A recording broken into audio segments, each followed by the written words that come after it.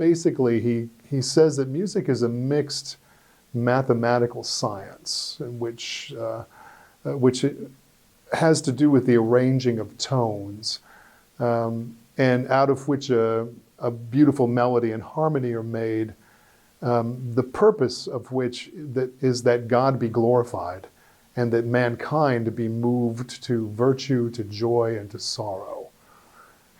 So it's a theology of music, and a theology of art, actually, that we can be, that music is basically a catechism that parallels the preaching of the word. And you can see the richness of hymn singing from past centuries that we still have with us today, but not so much used. And you know, when I look at how Bach, you know, he churned out new music every single week, which is just kind of astounding. The quality with which he approached, you know, every single church service every week.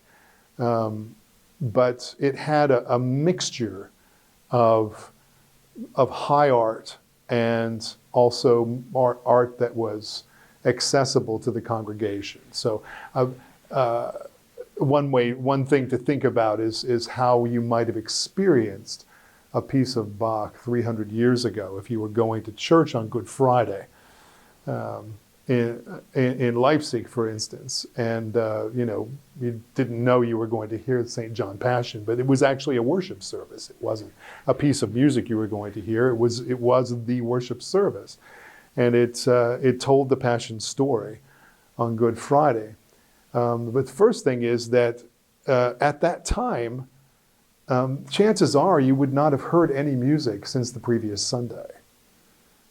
Music is ubiquitous in our society now, but it's usually trying to sell something.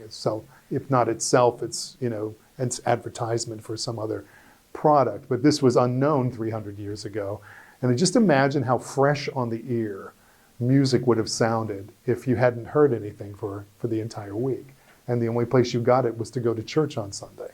Maybe you went to the beer hall and heard some drinking songs or something, but in general, it was a much quieter atmosphere and opportunity for freshness. So we are not going to regain, but that you would go to a church service and it was a musical setting which would include choruses. It would include recitative, which is it's recitation, musical recitation by the evangelist, which would in this case would be, you know, straight biblical writing from the book of John. There would be arias sung by different soloists that would be devotional in nature, reflections upon the text, and then there would be chorales, and the chorales would be tunes that the congregation knew, that they would sing along. It's the congregational participation moment, and there are several of them throughout Bach's Passions.